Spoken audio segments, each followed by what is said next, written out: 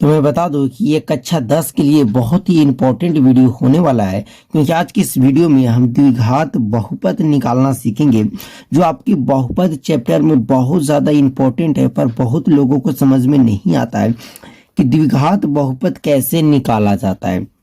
एकदम ध्यान से समझेंगे। आपको प्रश्न में कैसा मिलेगा, बुक में प्रश्न कि एक द्विघात बहुपद ज्ञात कीजिए जिसका शून्यकों का योग 4 तथा गुणनफल 1 हो जाए। कुछ और रहेगा कि शून्यकों का एक योग 10 है और गुणनफल 5 है, तो हम उसके लिए द्विघात बहुपद कैसे निकाले, द्विघात बहुपद कैसे ज्ञात करें। तो मेरे दोस्त, द्विघात बहुपद निकालने से पहले हम द्विघात बहुपद को जान लेते हैं कि आखिर ये द्विघात बहुपद होता है क्या। तो देखिए, द्विघात बहुपद का जो व्यापक रूप होता है वो इस प्रकार का होता है, ax² प्लस bx और प्लस c के रूप का होता है। द्विघात बहुपद कैसा रूप का होता है, तो ax² plus bx plus c, जो यहाँ पे a b और c दिख रहा है ना मेरे दोस्त, a b और c जो दिख रहा है ये आपका अचर राशि है। क्या है? अचर राशि, अचर राशि है। ओके, a और b और c क्या है? आपका अचर राशि है, और x² आपका चर है।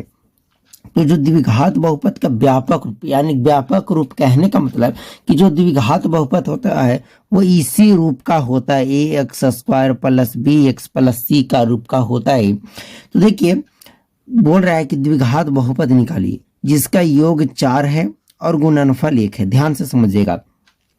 देखिए, ये द्विघात बहुपद है, इसका अधिकतम शून्यक 2 होगा। कैसे शून्यक 2 होगा?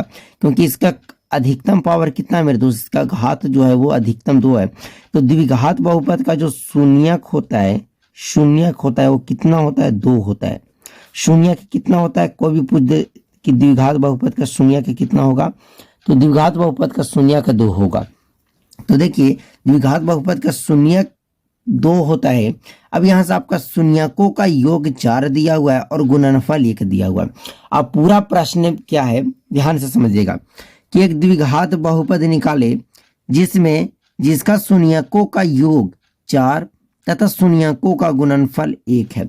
तो मान लीजिए कोई शून्यकों का योग कहने का मतलब कि एक शून्यक मान लिया जाए हो जाए अल्फा और एक शून्यक मान लिया जाए बीटा। तो योग का मतलब क्या होता है मेरे दोस्त? जोड़ होता है।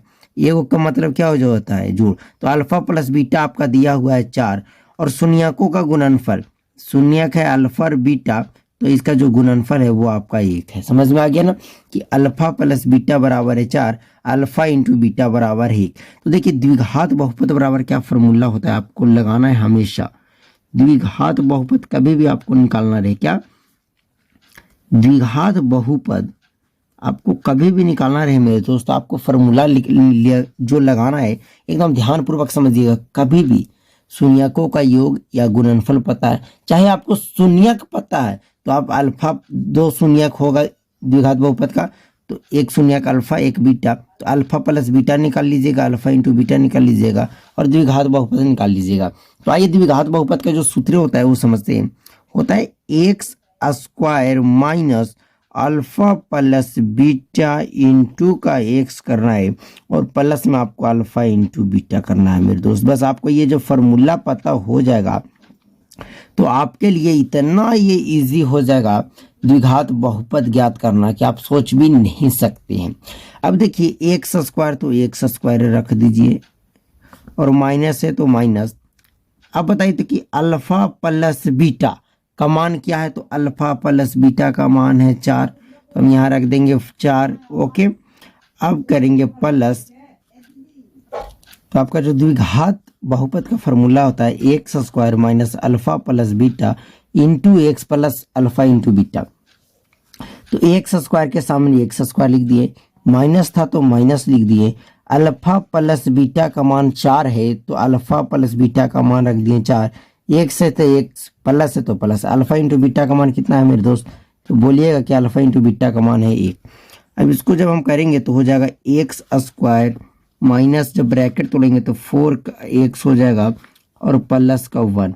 तो आपका जो द्विघात बहुपद है वो ज्ञात हो गया। यही द्विघात बहुपद आपका ज्ञात हो गया।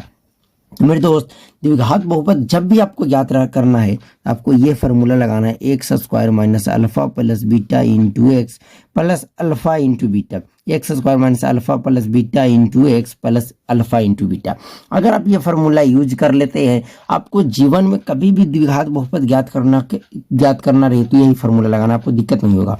अब ऐसा नहीं कि मान लीजिए आपको द्विघात बहुपद का दो शून्यक दे दे, शून्यक देगा तो आपको अल्फा प्लस बीटा निकालना होगा और अल्फा इंटू बीटा निकालना होगा। तो देखिए, आज जो हम प्रश्न बताए वो शून्यक का योग दिया हुआ था, गुणनफल दिया हुआ था, तो हम द्विघात बहुपद ज्ञात करना सीखे। लेकिन नेक्स्ट वीडियो में हम शून्यक दिया रहेगा, उससे हम द्विघात बहुपद ज्ञात करना सीखेंगे। तो चलिए मेरे दोस्त, आज की इस वीडियो को यहीं समाप्त करते हैं। तो आप अच्छे से तैयारी करते रहिए। अगर आप क्लास 10th में, तो बहुत ज़्यादा ये इंपॉर्टेंट आपके लिए होगा।